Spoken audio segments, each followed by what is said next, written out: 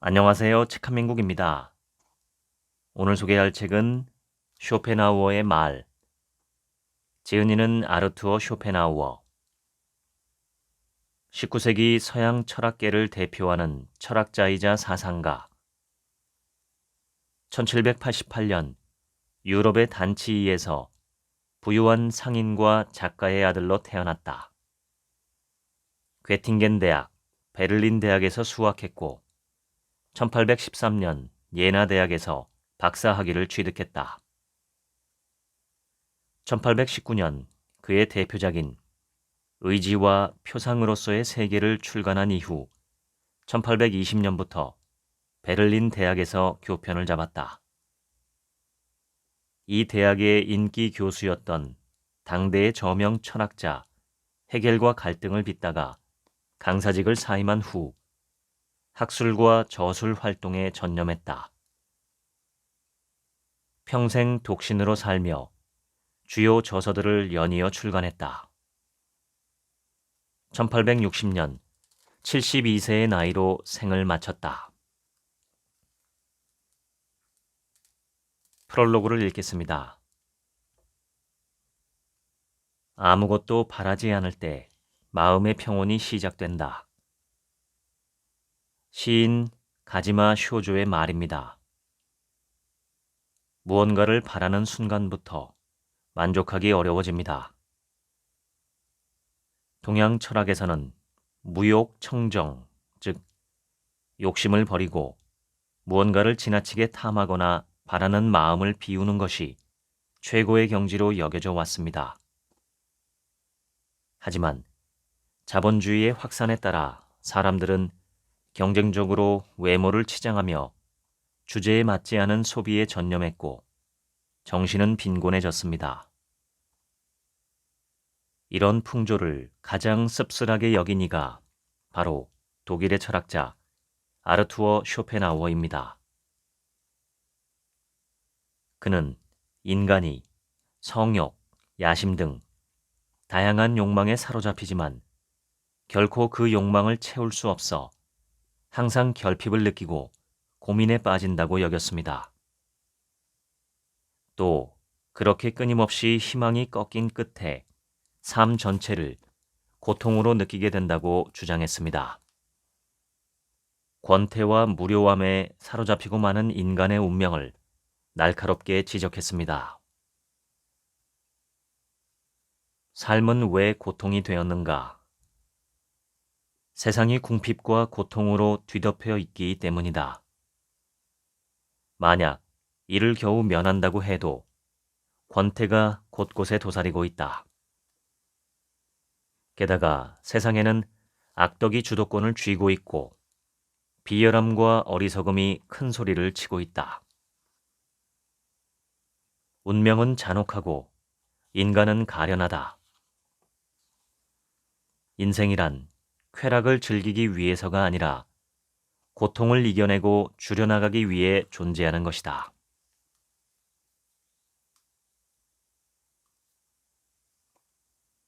석가모니에 따르면 태어나서 죽고 또 무엇으로 태어나서 죽는, 즉 윤회가 지배하는 이 세상은 고통으로 가득 차 있습니다. 일단 사람은 어머니의 산도를 통과하며 과거세를 망각하는데 이것이 생고입니다. 이어서 노고, 병고가 찾아오고 반드시 사고가 뒤따릅니다. 인생 행로에는 여기에 다음의 4가지 고통이 더해집니다. 이것이 흔히 일컫는 사고, 팔고입니다. 5번째, 사랑하는 자와 언젠가는 반드시 이별해야 하는 고통, 애별리고. 6번째, 싫은 사람과 더불어 살아야 하는 고통, 원증회고. 7번째, 원하는 것을 얻지 못하는 고통, 구불듣고. 8번째, 몸과 마음의 왕성한 감정과 욕구로 인한 고통, 오음성고.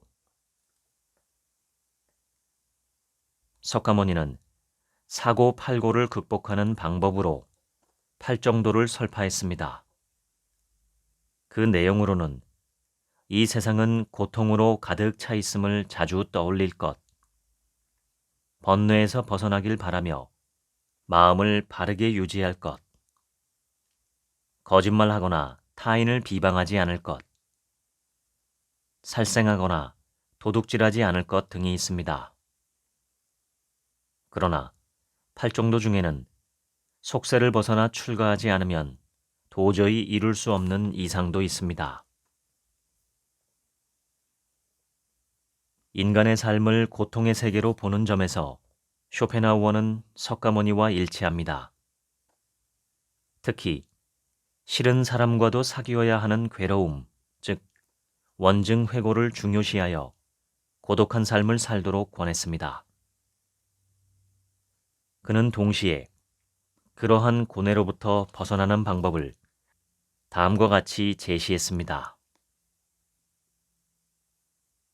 모든 욕망의 기저에는 불만, 결핍, 그리고 고통이 있다.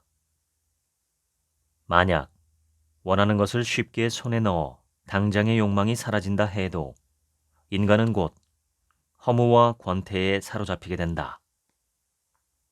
이처럼 인간의 삶은 시계추처럼 고통과 권태 사이를 오간다.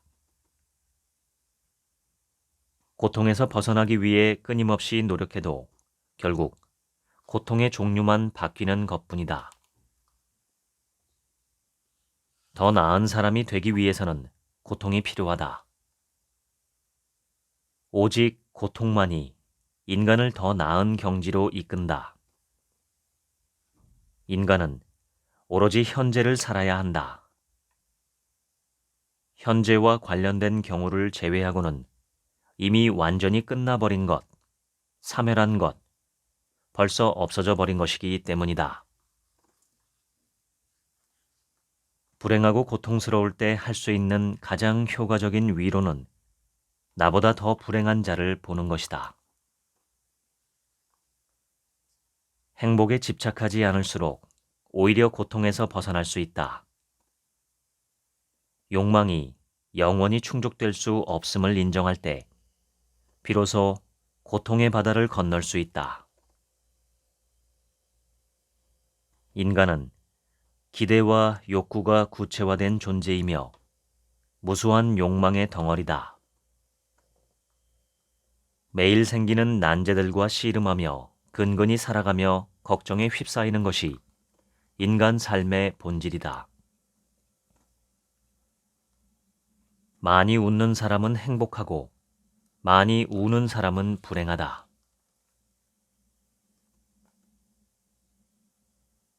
영국의 유명 철학자 토머스 홉스는 저서 리바이어던에서 국가의 자세를 논하면서 만약 인간의 행동을 구속하는 국가와 같은 시스템이 없어진다면 어떻게 될 것인가에 관해 다음과 같이 설명했습니다.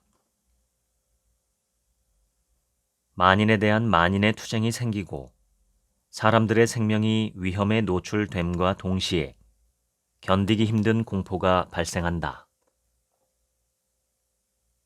이 말을 요약하면 인간은 서로에 대해 늑대다. 즉, 인간은 짐승 중에서도 가장 잔인한 들개와 늑대와 같다는 이야기입니다. 쇼펜하우어의 저서에는 의지라는 말이 자주 등장합니다. 그에 따르면 실제 그대로의 세계는 물 자체인데 우리는 이를 인지하지 못하고 현상계로만 인지한다고 합니다. 현상계는 우리의 뇌가 감각으로 인식한 것, 즉 주관적인 것이며 따라서 세계는 나의 표상, 즉 오감에 의해 인지되는 대상이자 현상입니다. 현상계와 대비되는 물 자체는 인간이 인식할 수 없는 세계로 쇼펜하우어는 물 자체를 의지라고 규정하는 새로운 견해를 내놓았습니다. 여기서 의지는 인간의 의욕을 나타낼 뿐만 아니라 자연의 모든 힘이자 살기 위한 끊임없는 노력을 말합니다. 욕망은 끝이 없다. 우리의 삶은 살아내려는 수많은 의지의 충동적인 힘으로 꾸려진다. 우리는 항상 결핍과 고통 속에 있고 만족은 거의 느끼지 못한다. 타인이 누리는 것을 알게 될 때 결핍은 무한히 늘어간다. 반면 남들도 나와 마찬가지로 결핍을 견디고 있다는 것을 알 때 결핍은 누그러진다. 인간은 내 작은 행복을 위해 남의 모든 행복을 빼앗는 존재다. 가난은 고통을 야기하고 부는 지루함과 권태를 불러일으켜 쾌락을 좇게 만든다. 한 번은 무언가를 가질 수 있어도 의지의 충동을 완전히 가라앉힐 수는 없다. 그저 욕망의 형태가 바뀔 뿐 바로 다른 욕망에 시달리게 된다.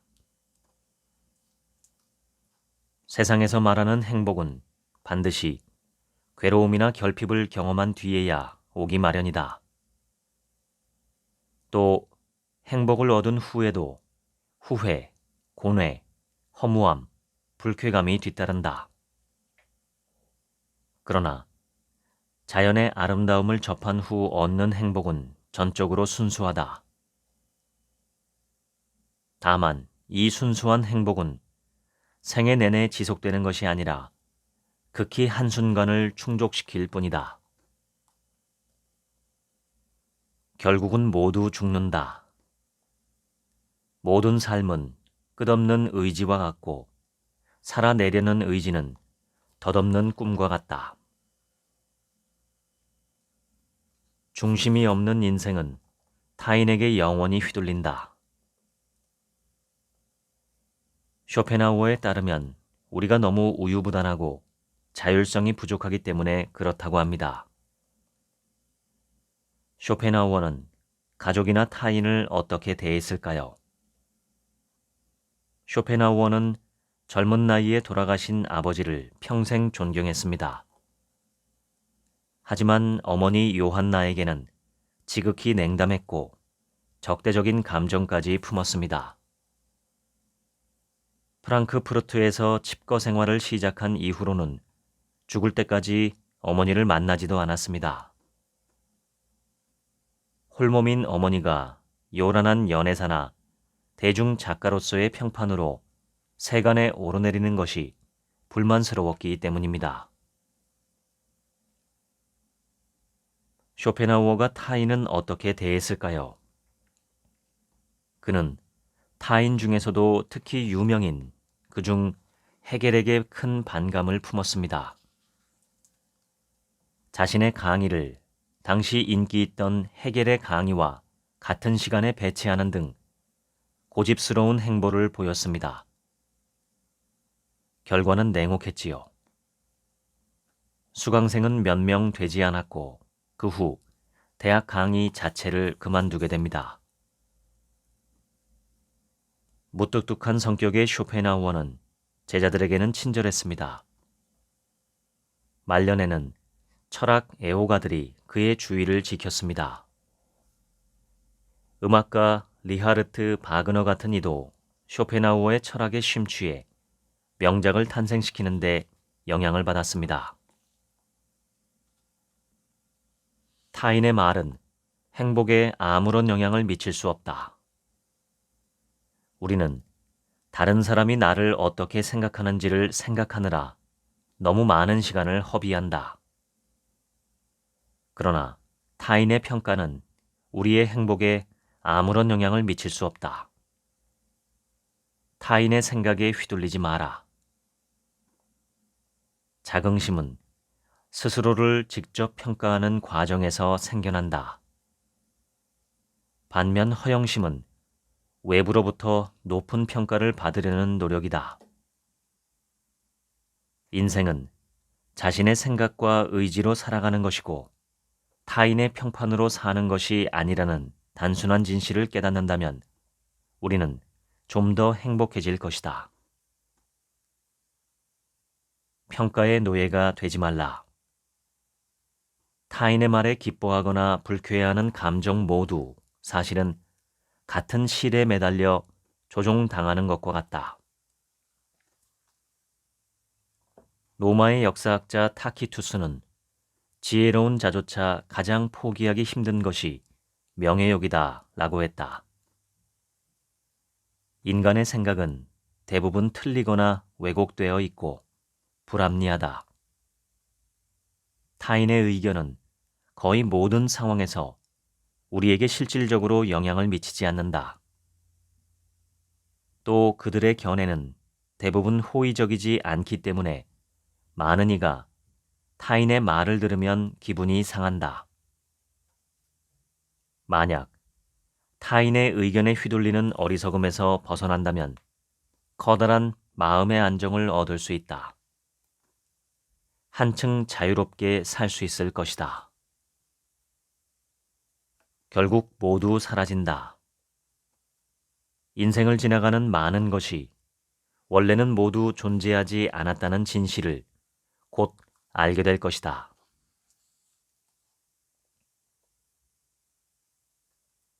쇼펜하우어는 좋은 평판이란 덧없는 것이기에 기껏해야 1년 정도밖에 지속되지 않는 반면 오래도록 지속되는 진정한 명성은 뒤늦게 찾아온다고 했습니다.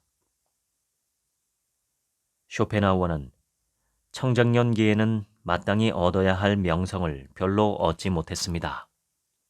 그러나 환갑이 넘어 출간한 그의 수필집 소품과 부록은 전 세계에 이름을 알릴 기회가 됐습니다. 쇼펜하우어의 사상은 그의 사후에 더 높이 평가받습니다. 니체와 같은 철학자뿐만 아니라 많은 예술가의 사상의 핵심이 되었습니다. 그는 이런 말을 남기기도 했습니다. 사후까지 이어지는 큰 명성은 아주 천천히 자라나는 떡갈나무와 같다. 사람은 누구나 비슷한 것에 끌린다. 누구나 자신과 동질적인 면만을 이해하고 평가할 수 있다.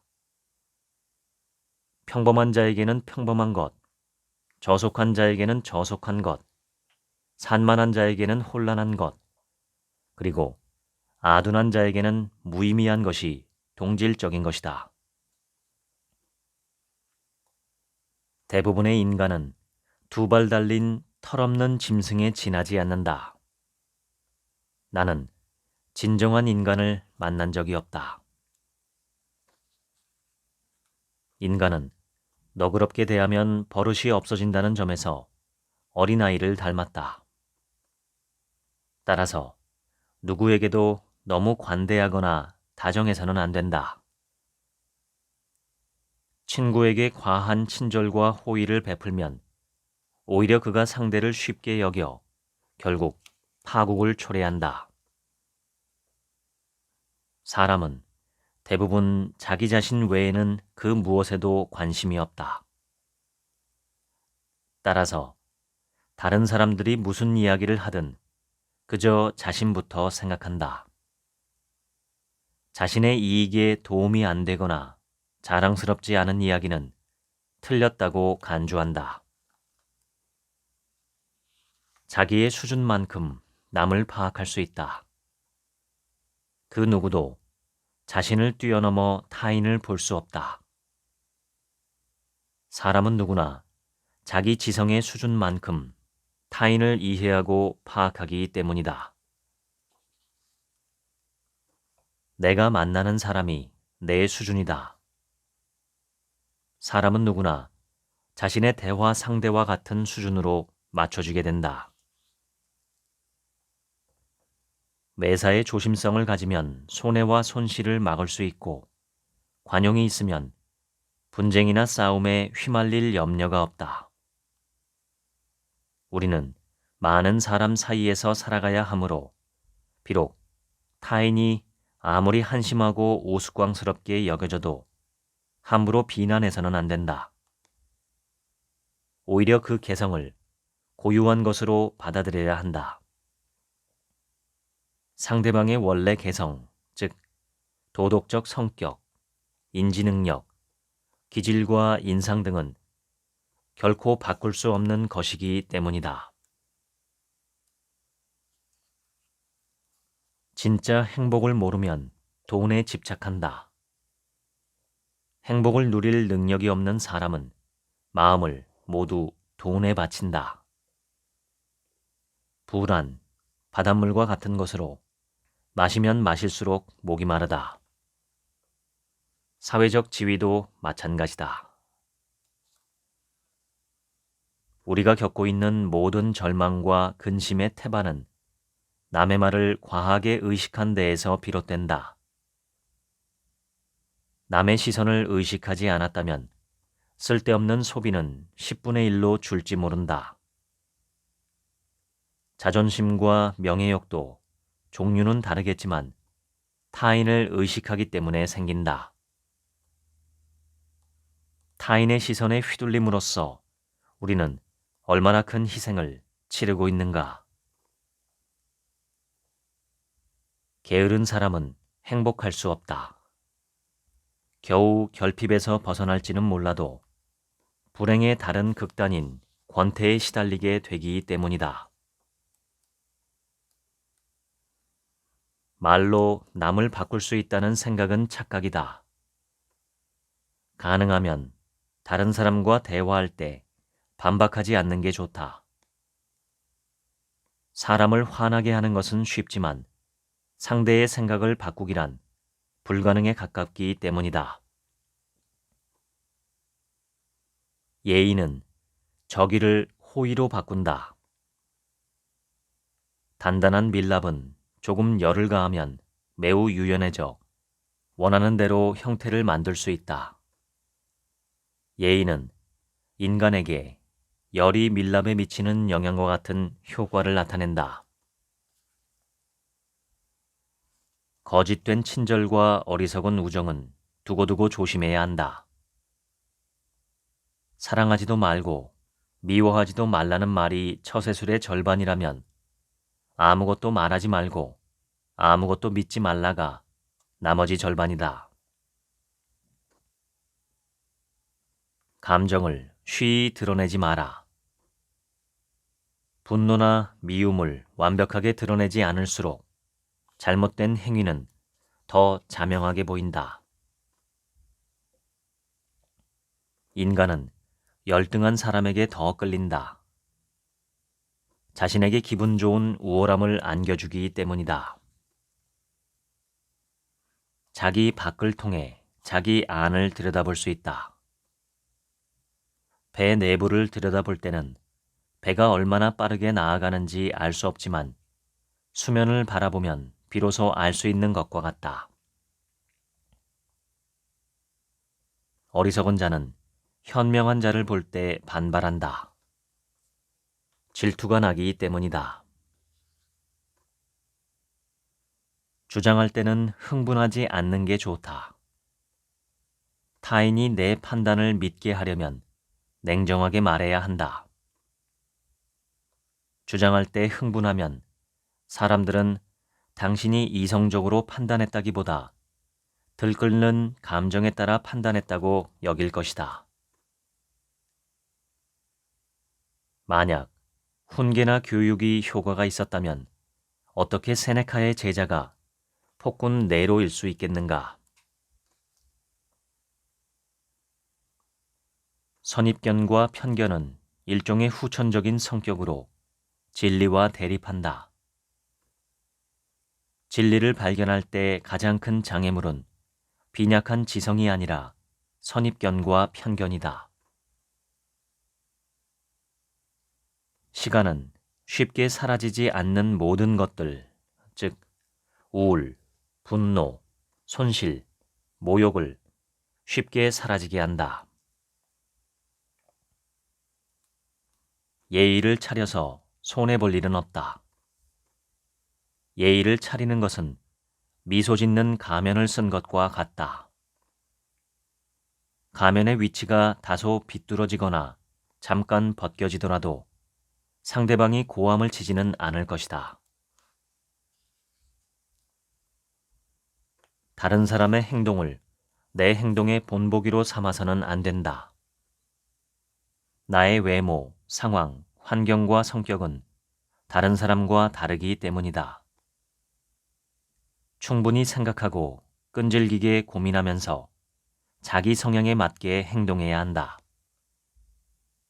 그렇지 않으면 당신의 행동이 당신의 본질과 일치하지 않게 된다. 무례한 행동에 적대감을 품지 말되 잊지는 마라.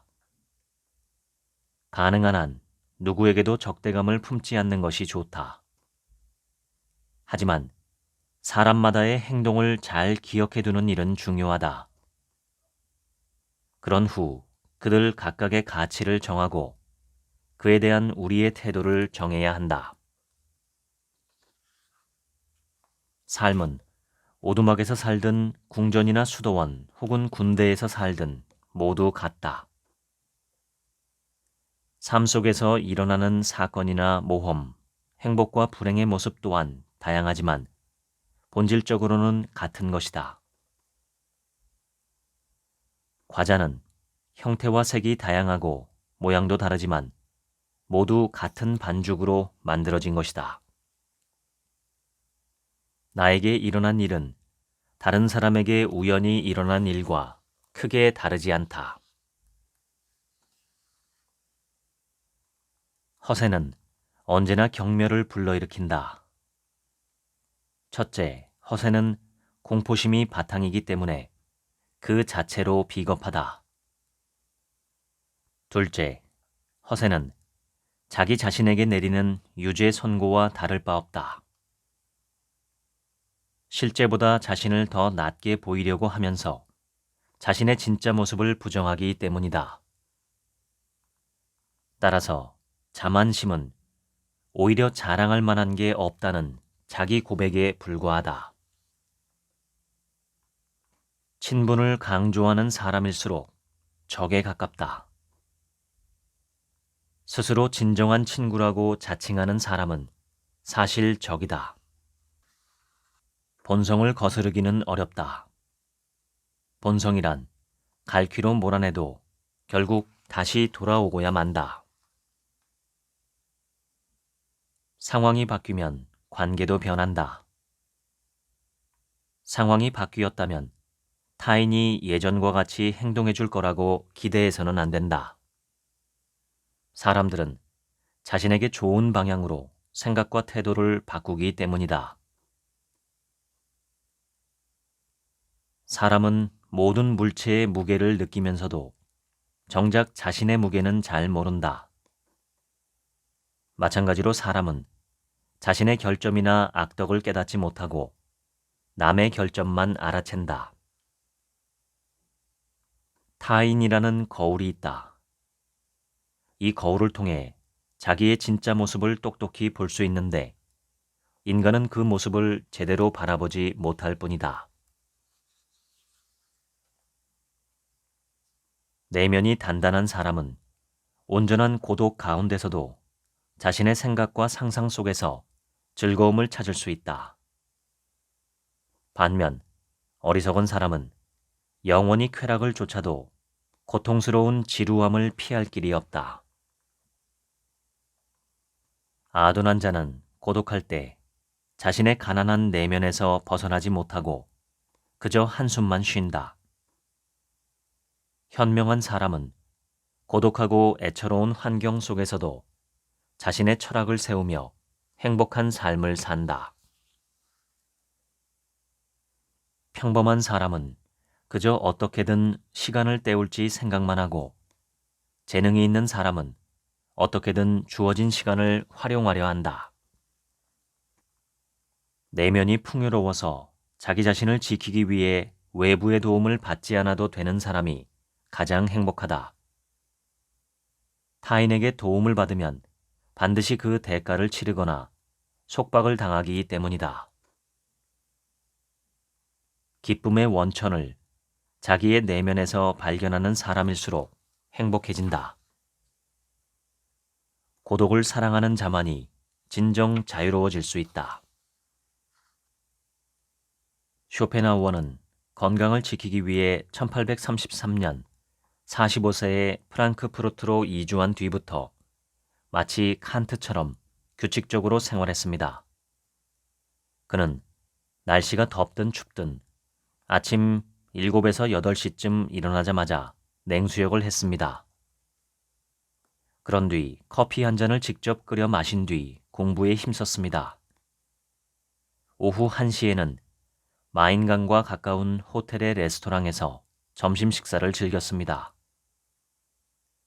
레스토랑에서 돌아온 뒤에는 커피를 한 잔 더 마시고 낮잠을 잤습니다. 오후에는 독서를 한 뒤 반려견과 산책을 했습니다. 그는 1860년 72세의 나이에 폐렴으로 숨을 거두었는데 당시 기준으로는 장수한 편입니다.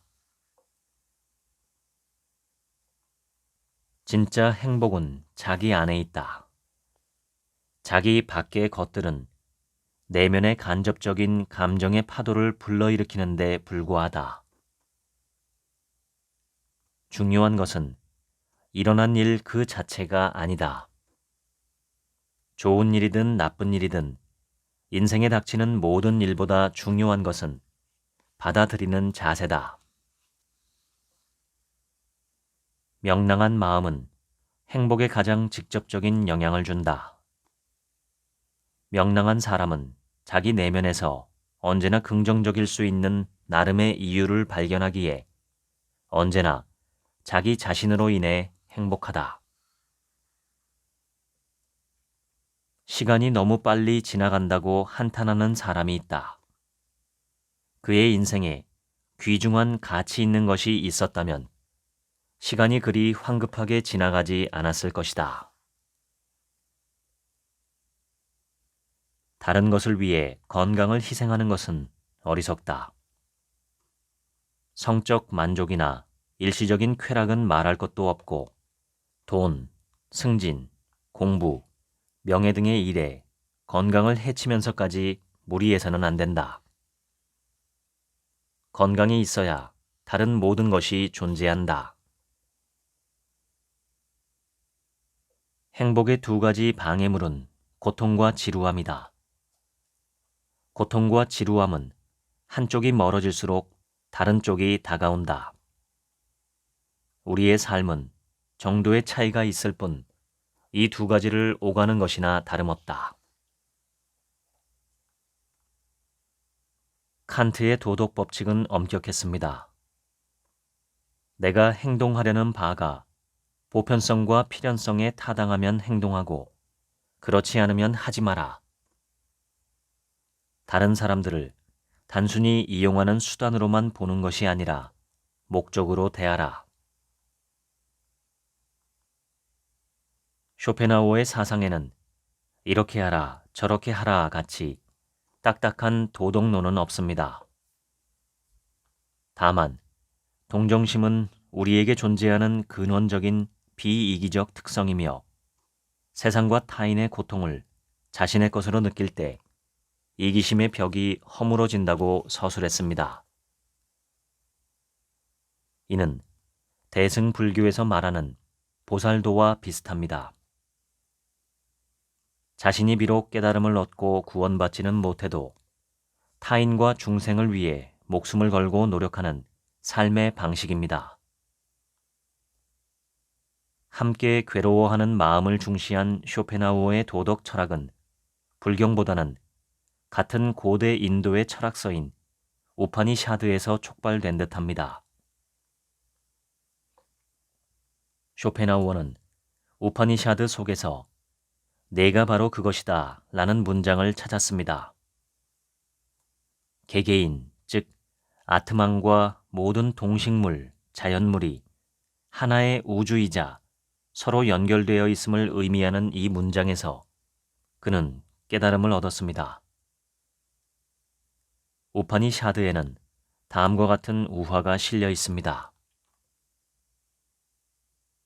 어느 날 스승이 제자에게 큰 나무의 열매를 가져와 그것을 깨게 했다. 그러고는 그 속에 작은 씨앗을 쪼개고 쪼갠 뒤 제자에게 물었다.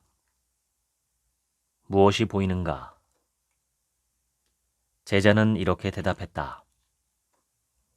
아무것도 보이지 않습니다. 네가 볼 수 없는 미세한 것, 그 미세함으로 이루어진 이런 큰 나무가 서 있는 것을 보아라. 그것이 아트만이다. 보이지 않지만 그것이 있음을 믿어라. 그 존재가 곧 진리이고 내가 바로 그것이다.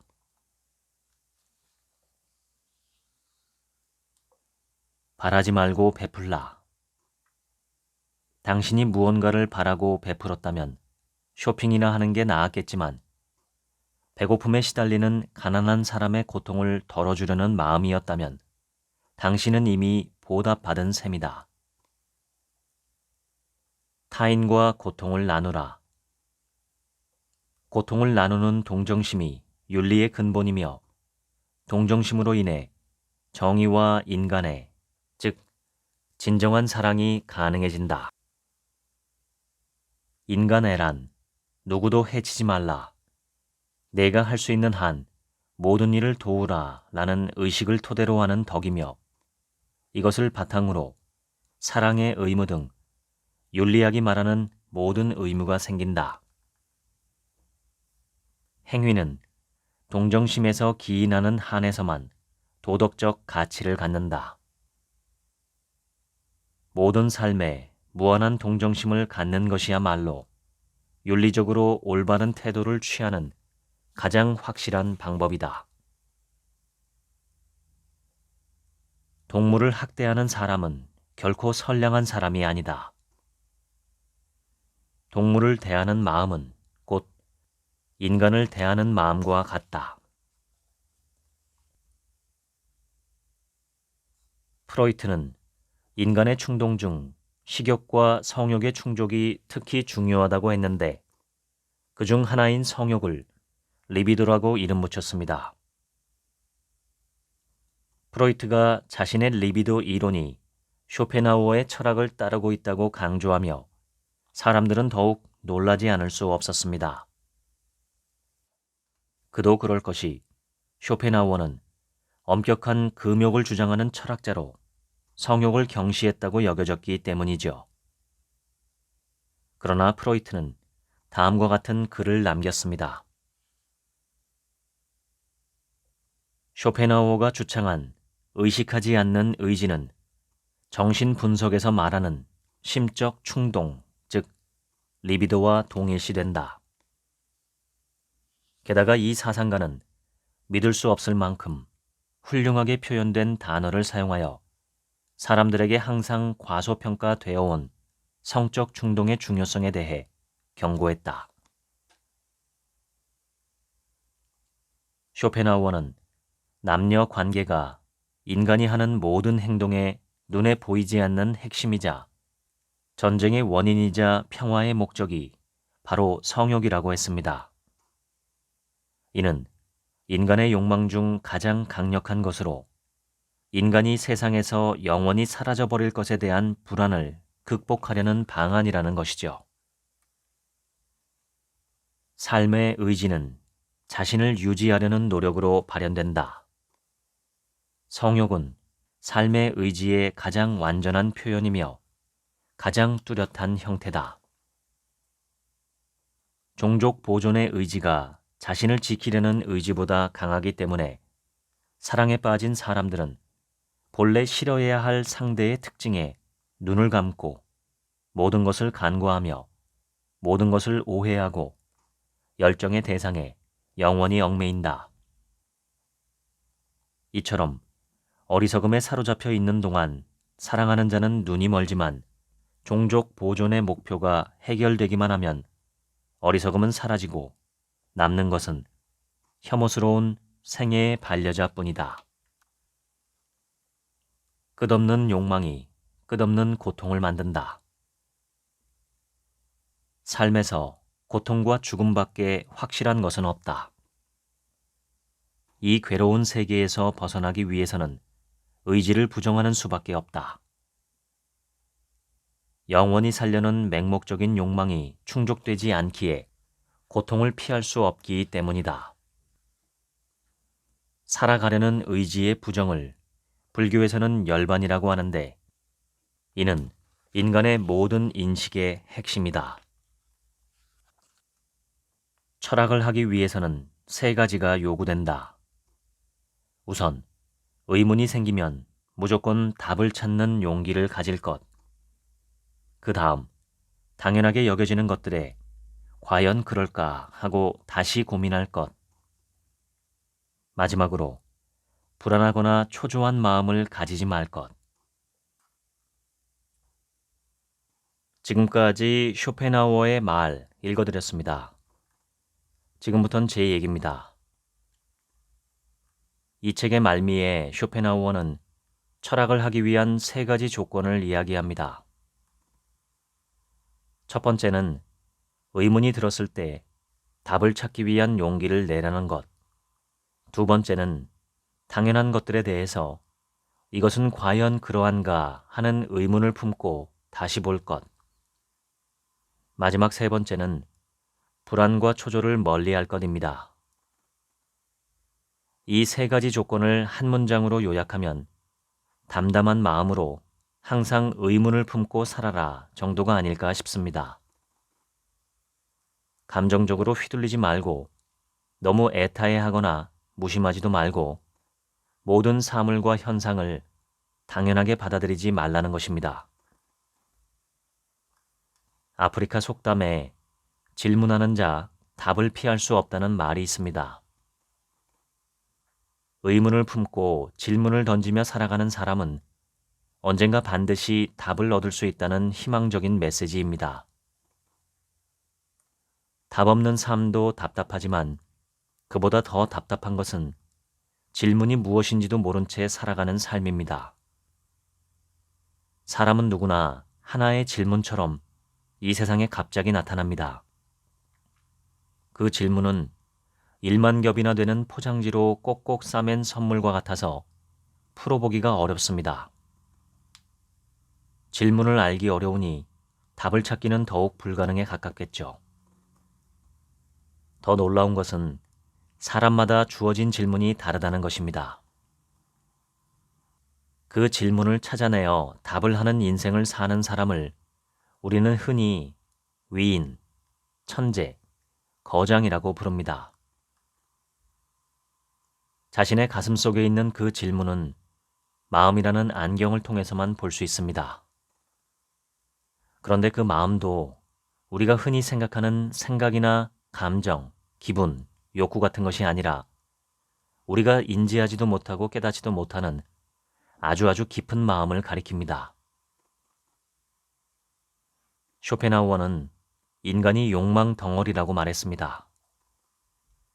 그 욕망을 이루기 위한 의지가 인생 그 자체라고 이야기하죠. 이 말이 정답은 아닐 수 있어도 삶의 많은 부분을 설명한다는 생각이 듭니다. 우리는 뭔가를 바라고 그 바라는 것을 얻기 위해 의지를 내서 움직입니다. 내가 얻기를 원하는 그 무언가가 어떤 성질의 것이냐에 따라서 내 인생의 보람과 가치가 결정되겠지요. 신체적인 쾌락, 일시적인 쾌락만을 원하면 최고의 방법은 마약입니다. 쾌락 그 자체만을 얻을 수 있지만 비용이 어마어마하죠. 자기의 삶을 포기해야 하니까요. 마약 때문에 자기의 삶을 포기해야만 했던 사람들이 삶의 마지막 순간에 만족과 기쁨을 표시했다는 이야기는 들어본 적이 없습니다. 마찬가지로 유형의 물질이 주는 행복을 추구하는 사람들도 무형의 만족과 행복을 추구하는 사람들에 비해 초라한 결과를 얻습니다. 사실인지 아닌지는 알 수 없지만 스티브 잡스는 죽기 직전에 어느 정도 먹고 살 수 있는 여건만 형성된다면 그 다음부터는 진정한 인생의 의미와 가치를 찾으며 살아야 한다고 말했다고 합니다. 직업적으로 그리고 사업적으로 최고봉에 올랐던 그는 가족들과 많은 시간을 보내지 못했고 평생을 일에만 매달렸습니다. 그런데 죽을 때가 되어서야 자기 삶의 의미가 무엇인지 되돌아보고 삶의 의미와 가치와 보람을 성찰하고 추구하는 일을 진작에 했어야 하는 게 아닌가라고 판단하고 후회를 느낀 것은 아닐까 싶습니다.